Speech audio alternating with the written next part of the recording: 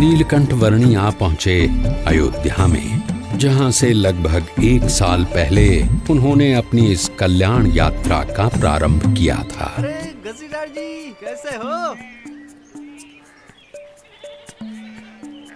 जिसकी गली गली में नीलकंठ वर्णी के बाल घनश्याम स्वरूप की अनेक स्मृतियों के भंडार भरे हुए थे, उस अयोध्या नगरी में सब कुछ पूर्ववत यथावत लग रहा था।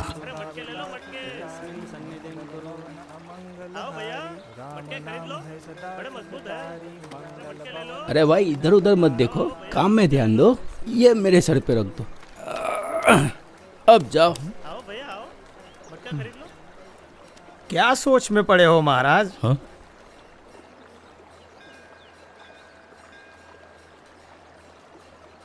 सोच रहा हूं कि ये संसार का चक्कर भी अजीब है। हर कोई अपने कारोबार में लगा पड़ा है, शायद ये सोचकर कि उनके बिना सब कुछ अटक जाएगा। पर सच तो ये है कि यहाँ एक दिन हर एक को अटक जाना है, और यहाँ से अटक कर वहां चले गए। फिर यहाँ का क्या? कुछ खास नहीं। थोड़े दिनों का विरह, थोड़ा रोना धोना, थोड़ा शोक, और उसके बाद वही उद्यम। सब कुछ यथावत, जैसे थे वैसे। किसी को किसी के होने या न होने से कुछ खास फर्क नहीं पड़ता। सब अपने अपने मसले में है। सही कहा आपने। हा? इंसान अपने नश्वर कार्यों में ही इतना मग्न है कि स्वयं परमात्मा भी उसके सामने प्रकट हो तो उन्हें भी पहचानने की तसदी न ले। परमात्मा सामने और प्रकट? हाँ, जब भी जीव को इस पृथ्वी पर मनुष्य देह मिलता है, तब परमात्मा किसी न किसी रूप में पृथ्वी पर जरूर प्रकट होते हैं। यदि मुमुक्षु को उनका यथार्थ प्रसंग हो तो उसकी मुक्ति का मार्ग खुल जाता है। वैसे यहाँ से मुक्तिनाथ जाने के लिए कौन सा मार्ग उचित रहेगा? बताओ भाई। यहाँ से उस तरफ वंशीपुर है, और वहाँ से उत्तर पूर्व दिशा में नीलगिरी पर्वत की ओर बढ़ते चलिए। अरे सब लोग यहाँ आ जाओ, चलो चलो, भोजन तैयार है। प्रणाम।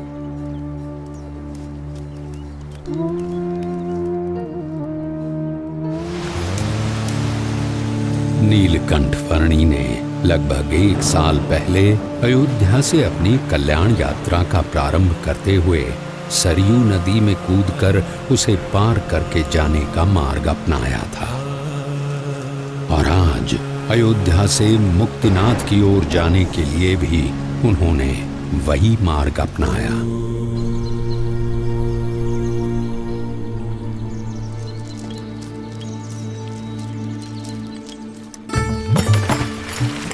सरयू नदी को पार करके मुक्तिनाथ की ओर बढ़ चले नीलकंठ वर्णी हरैया गांव में आए।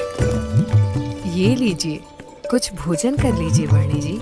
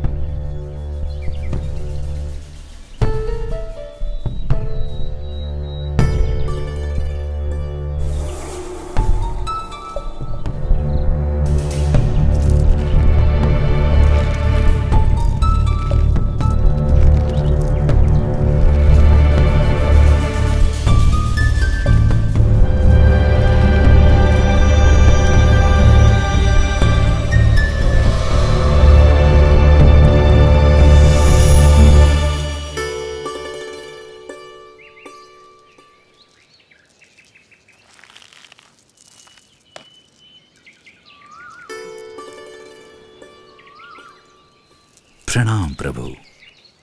बड़ी दिव्य और असाधारण प्रतिभा है आपकी। शायद आप वही है जिनकी भक्ति हम करते हैं, जिनके आशीर्वाद से हमारा राज्य, हमारा संसार चलता है। आपके आगमन से मेरे राज्य की धरती तो पावन हो ही गई है। अब कृपया मेरे राजभवन में पधार कर उसे भी धन्य कीजिए। आपके और आपके परिवार के बलिष्ठ संस्कार हैं, इसीलिए मैं आपके वहां जरूर आऊंगा।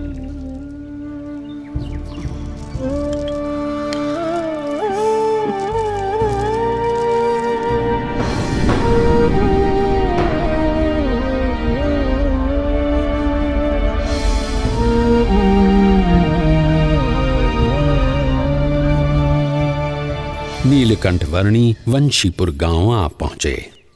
कोई कहियो रे प्रभु आवन की, कोई कहियो प्रभु आवन की, मन भावन की, प्रभु आवन की, मन भावन की, कोई कहियो रे प्रभु आवन की,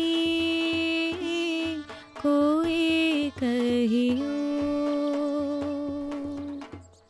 आपन आवे लिख नहीं भेजे, बान परी ललचावन की, आपन आवे लिख नहीं भेजे, बान परी ललचावन की।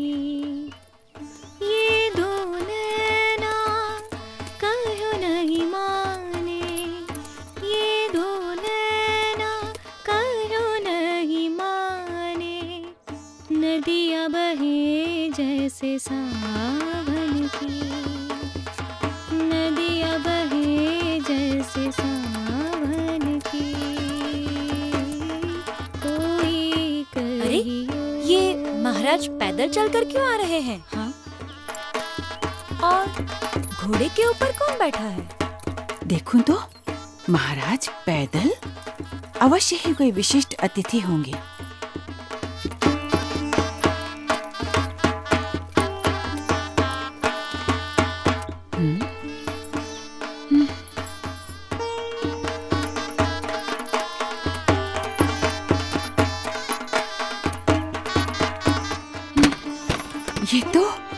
ये तो सच में कोई दिव्य व्यक्ति हैं। सब चलो, उनके स्वागत की तैयारी करो। जी महारानी जी।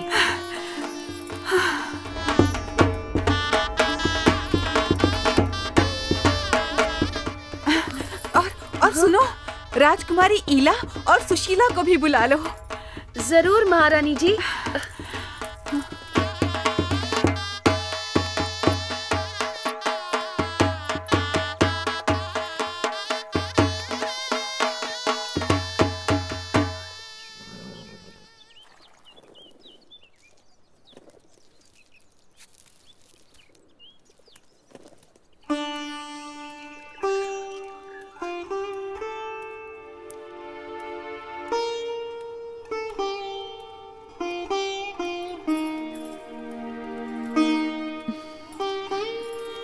प्रणाम।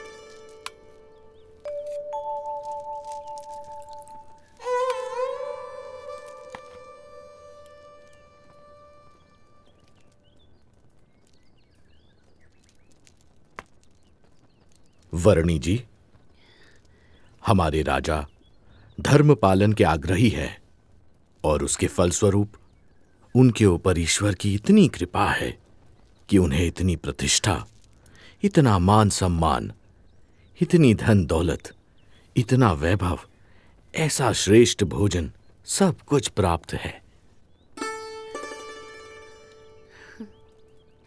धर्म का संबंध केवल धन दौलत, पद प्रतिष्ठा, मान सम्मान, बाह्य वैभव और बाह्य व्यक्तित्व से नहीं, किंतु आंतरिक प्रतिभा से है।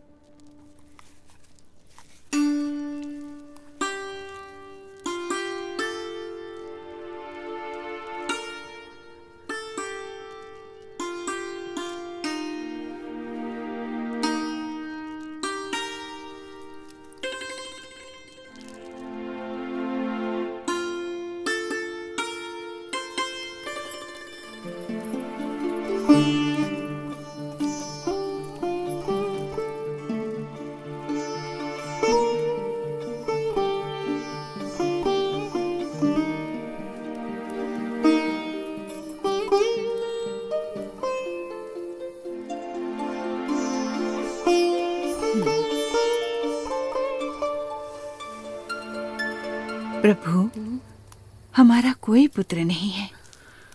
उस बात से मैं चिंतित रहती थी, पर अब आपके आने से मेरे पुत्र की कमी पूरी हो गई। अब आप यहीं रुक जाइए। आपके पूर्व जन्मों के संस्कार हैं और आपका भक्ति भाव भी है, इसीलिए मैं यहाँ आया हूँ।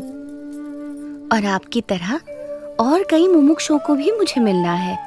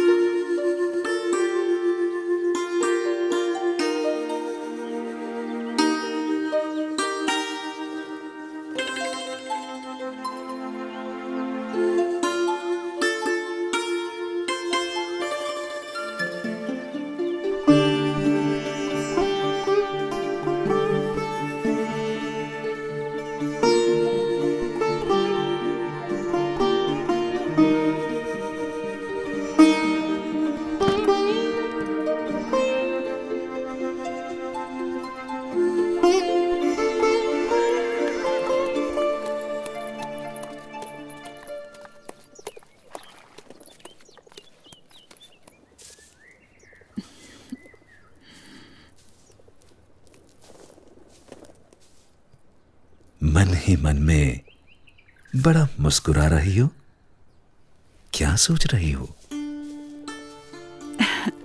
सोच रही हूँ, नीलकंठ वर्णी कितने महान व्यक्ति हैं। सरल जीवन और उच्च विचार। और हमारी ईला और सुशीला भी कितने भक्तिभाव से उनकी सेवा में जुड़ गई हैं।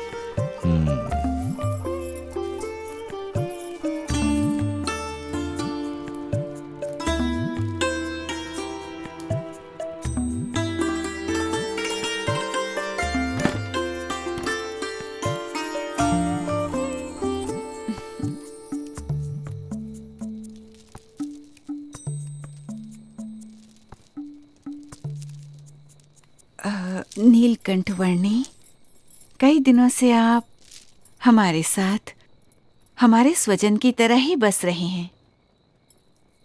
और केवल हम ही नहीं, पर यहाँ छोटा बड़ा हर कोई आपको अपना स्वजन समझने लगा है। सभी को आपसे लगाव हो गया है। इतने दिनों से आपका जीवन निकट से देखकर हमें प्रतीति है कि आप कोई असाधारण दैवी तत्व हैं, साक्षात परमात्मा हैं। ये सब देखकर मेरे मन में एक विचार आ रहा है कि यदि आप हमेशा के लिए हमारे स्वजन बनकर रह जाएं, तो कितना अच्छा होगा। यदि समझ में आए तो मैं तो हमेशा के लिए सबका स्वजन हूं, एक सच्चे स्वजन की तरह हमेशा सबके साथ ही रहता हूं। अब हमारी अपेक्षा है कि हम ये सब कुछ त्याग कर आपके चरणों में न्यौछावर करके मोक्ष के काम में ध्यान दें और हमारी सारी धन दौलत, हमारी सारी संपत्ति, हमारा राज्य और ईला और सुशीला को भी आपको सौंप दें।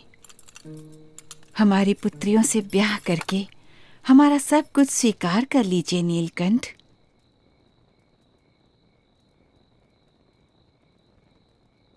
आप तो साक्षात परमात्मा हैं।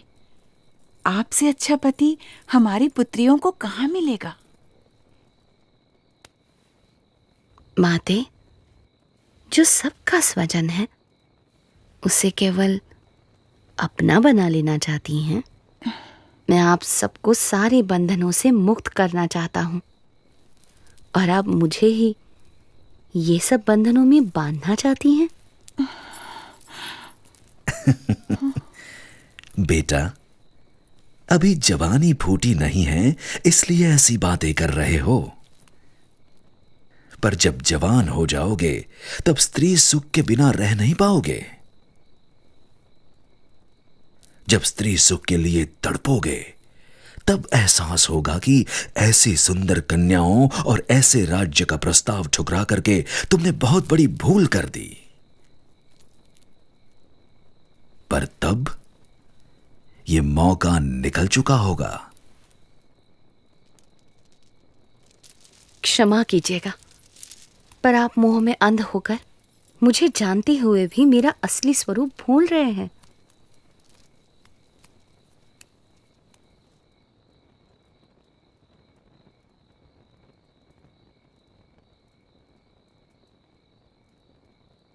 यही तो माया का प्रभाव है कि जो परमात्मा की उपस्थिति में भी आपको परमात्मा का सुख लेने नहीं देता है और ऊपर से साक्षात परमात्मा में भी माया का भाव लाकर रख देता है।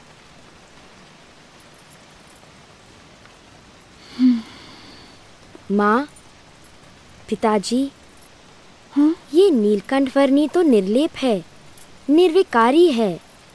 ये सब मोह माया से पर परम सुख के दाता स्वयं परमात्मा हैं। वे ऐसे क्षुल्लक लौकिक सुखों में क्यों बंधेंगे? हाँ माँ, मोह से मुक्त होकर और हमारी चिंता छोड़कर नीलकंठ वर्णी की महिमा को अंतर में दृढ़ रखो। हाँ बेटा।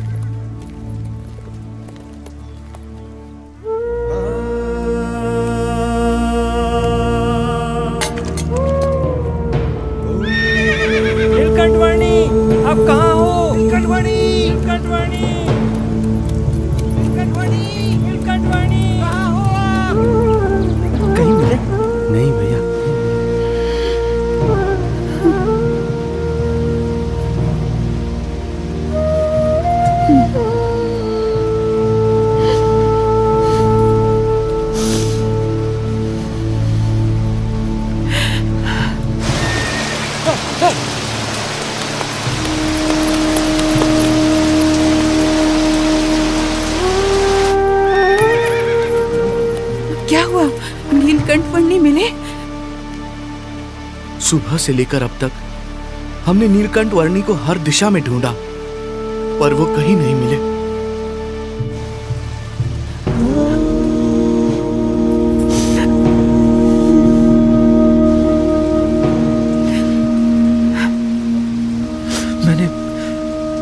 मैंने दूर दूर तक ढूंढा पर नीलकंठ वर्णी नहीं मिले।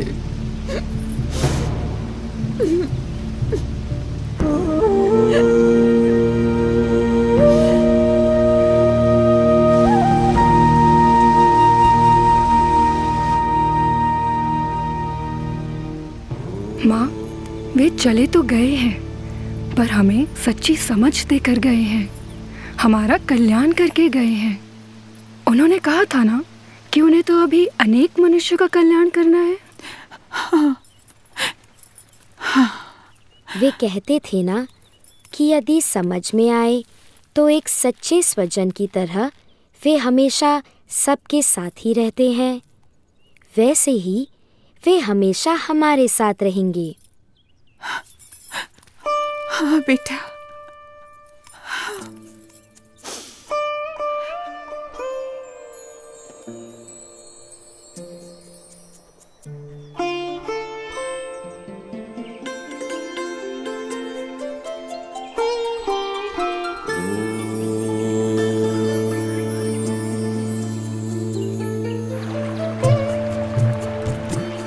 हर एक को हर बंधन से मुक्त करके परम कल्याण के मार्ग पर प्रेरित करने के लिए जिनकी ये कल्याण यात्रा थी, वो नीलकंठवर्णी किसी भी प्रकार के मायिक बंधनों में बंधकर कैसे रह सकते थे।